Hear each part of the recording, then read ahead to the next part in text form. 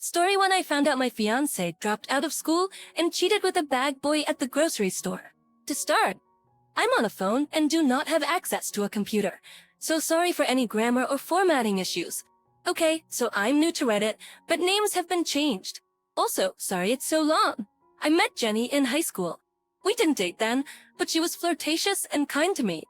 I was extremely oblivious to her advances and essentially any attention back then, so I didn't pick up on the very obvious signals at the time. That to boot. I had a girlfriend, so honestly, I wasn't interested. Fast forward to 2005, my girlfriend and I had broken up. I went to a house party to celebrate my newly single self. My brothers and I were having a great time. To be honest, I was quite intoxicated. I hear a familiar voice through the music. Forrest. I turned around and lo and behold, it's Jenny. She had grown out of her ugly duckling stage, and she had become even more lovely. I spent the rest of the party catching up.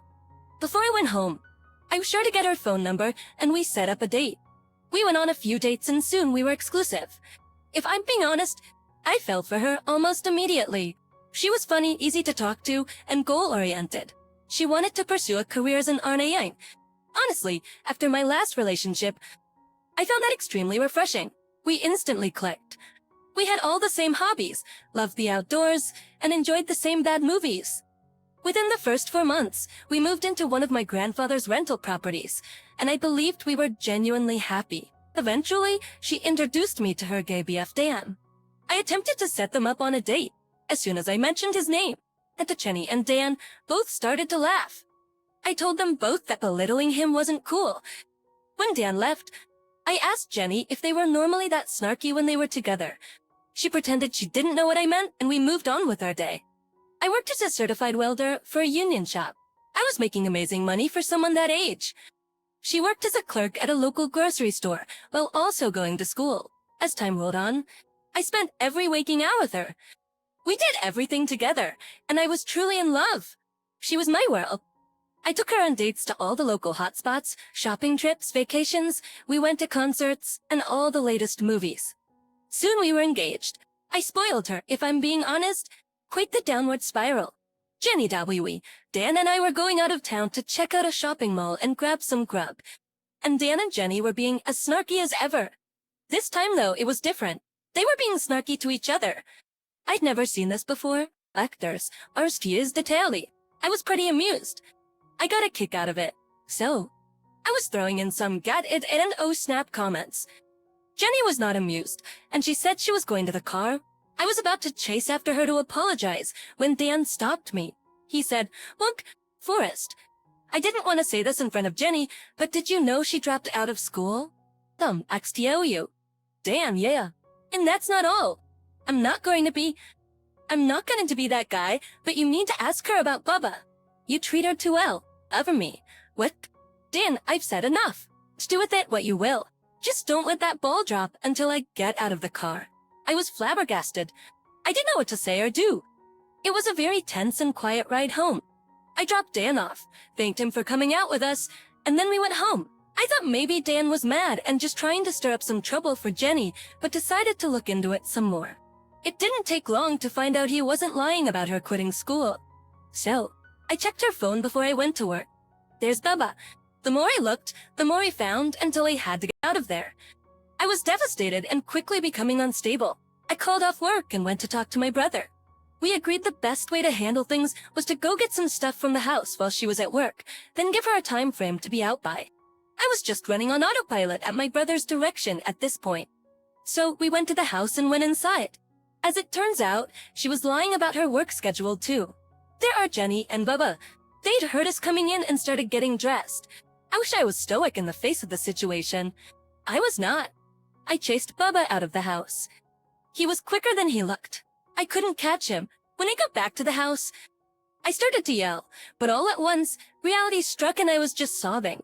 My brother told her she had better get her things and be on her way. She tried to argue, but my brother wasn't having it.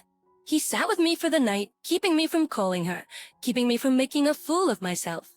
I spent days in a haze of alcohol and tears, trying to ignore Jenny's calls. But I started getting more info. Apparently, Bubba worked with her. He was a grocery bagger. The affair was going on for at least a month, probably longer. That hurt. Honestly, I'd no idea.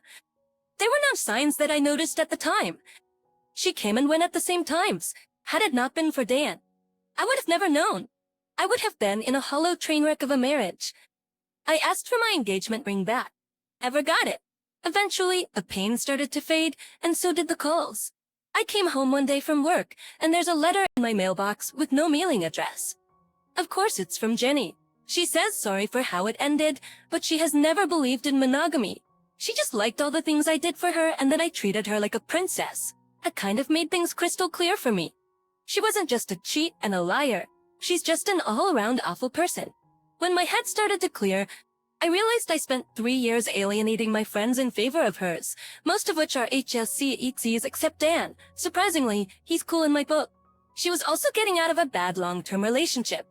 She made me feel whole again. Not a month after that, my new girlfriend answered the door. Jenny asks if I'm home. Onfief is not pleased but hollers at me, saying Jenny is out front. Onfief sits down at the kitchen table and chuckles, have fun with the noise. Jenny, I did you so dirty. I'm so sorry. Forrest, please give me another chance. Nope, not a chance. And some respect for my lawn, for God's sakes. You're putting devotes in my grass. Dan, how are you doing, Forrest? Didn't notice you there? Dan, doing all right. Sorry for the scene. Dan to Jenny, see hun. Now get in the car, you messin' address. Lee, take care of yourself. Dan, you too. Forrest. And GF had peeked the window and seen, heard the whole thing. I caught her sliding back into her chair as I came in. We chuckled together. His whole story takes place over the course of 4 years. It ends 14 years ago, and GF became wifey. We have 2 kids, a son and daughter. We're happy, content, honest, and faithful. Jenny, from what I've heard, had a kid with a criminal who has no contact with his child. Also, she's gained a lot of weight. She messages me from time to time. I don't answer. As for Dan, I haven't heard from him since that day outside my house. Even so, he's still cool in my book. 5 minutes after just watching Forrest Gump for the umpteenth time, I get on Reddit and the first post I see is this. What are the odds? I pretty much read this entire post sounding like Forrest Lowe. I wish you and your family the best. Hope you get along like peas and carrots. Original poster. Thank you kindly. I'm at least somewhat back on track, despite multiple years of trauma and turbulence. I have less money and less of a social safety net to fall back on, but I'm mostly okay. But I've been forced to grow up, and I wish I could go back. I supervise students who are so much like the person I used to be.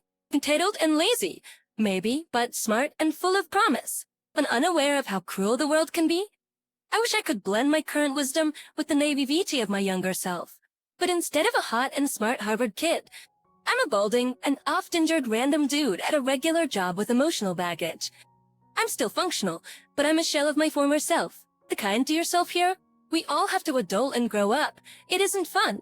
It's not too late to get some help rebuilding your self-esteem. It doesn't destroy everyone, and it does not have to. Make a few bucks, save some, get some therapy. Join a gym and workout. Story 3. Please help, new here and really need help. My wife and I have been fighting for almost a month now. I even left for 2 weeks with the intent of not coming back. Long story short, I walked out on her because I went through her phone, but I had a gut feeling. She had been keeping a weird relationship with a coworker a secret. It started out as friends. Things escalated. He had this giant crush. For months he was sending her inappropriate texts, taking her to concerts, bringing her gifts at work knowing she was married and knew who I was. And she did nothing. In the texts I saw, when she got mad at him for bringing her gifts at work, it wasn't because she's married and that's inappropriate, but argued with him like an angry girlfriend that doesn't want gifts to make her feel better. It's very strange. For months he was trying to get in her pants.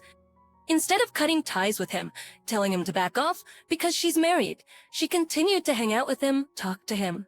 They went to concerts, late bar nights, meeting for donuts with our son, sending him photos of our son in jackets he had picked out. She even ended up staying at his house a couple of times when this first became an issue because she was too drunk to drive but didn't have the respect for her husband and 8-month-old son at the time to make it home via Uber, the Twift husband, etc. She even made me over an hour late for work the next day. I got called a bunch of vulgar names and served divorce papers for basically being hurt and upset and not keeping it to myself. It got even worse when I told my boss the truth of why I was late. Keep in mind that we spent 13 weeks in marriage counseling. Because I was this chauvinistic pig, controlling a whole piece of shite, a shitty father, and wouldn't allow her to have friends. And that example is lightweight. It's in the reality of it all. I was trying to stop her from hanging out with this person. And I ended up on antidepressants and anxiety medication because of it. But she continues to hang out with this person behind my back, knowing he's in love with her. The same week I found the texts and I walked out. She met up with him at a bar, willingly after months of being sexually harassed, and at some point bit him on the arm. Her excuse was he wouldn't put her down. And when he finally did put her down, she bit him to prove a point. Her excuse for letting it go on so long and lying to her husband about it for months, even during counseling, is that she knew I would just cause more drama and the situation was delicate but under control because she just had to make it 2 more weeks before he moved out of state. Apparently, this person is so insane. I was concerned for her and our son's safety. If she were to file a complaint at work, it would just make him mad or call the cops. The response time would be too slow. I told her husband the truth and asked her to stop hanging out with this person and his friends, or do anything I would hope a loving wife would do. I love my wife to death, and I want to believe her. But there are multiple texts from her boyfriend's friend that literally say it's not cool to be trying to work things out with your husband and having a good time with Walker at the same time. She didn't correct him in any sense other than correcting him on the fact that Walker was not a rebound, whatever that means. Her excuse for that was that they are best friends, and if she told his friend otherwise that there was never anything going on, it would just cause more problems and put her safety in jeopardy. What gets me the most is she fed into it, willingly spent time with this person even after months of lying to me and being sexually harassed. I feel bad for not believing her. I even moved back in after 2 days of happiness because I had pretended like nothing happened. I couldn't do it anymore. I tried to ask her a few questions about a new text I saw with Walker's friend asking my wife about a scarf he let her use when they were still together. And she was short, aggressive, rude, defensive, and completely started a fight instead of simply answering a few questions. I feel like I have a right to know. I've been blamed for ruining our marriage, accused of cheating for some reason, and now I have no friends because she texted them saying I've been effing his wife. I feel so disrespected and unloved. Is that unfair? If so, was it emotional or physical or both? Does it matter? Am I being forgiving and then coming home just to be treated this way? Is it time to call it quits? Am I the e-hole? In her comment, she doesn't have anything to hide. She has everything to hide. Don't listen to her words, but look at her actions. What's with the instant divorce as a solution to anything? Am I wrong for asking questions about the situation when 2 days prior I had to promise to sweep it under the rug just to save our marriage? She's upset because I act like she was having an affair. Should I not be?